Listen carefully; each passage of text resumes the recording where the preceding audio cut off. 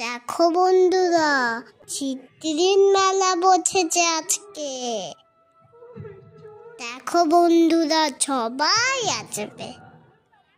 পুরো মেলাটা কেমন সাজিয়েছে দেখো। অনেক রকমের দোকান বসেছে। এগুলো সব হাতে তৈরি করেছে। কত সুন্দর মালা বসেছে বন্ধুরা। বন্ধুরা, কত সুন্দর লাগছে। উলের তৈরি গো, উলের তৈরি।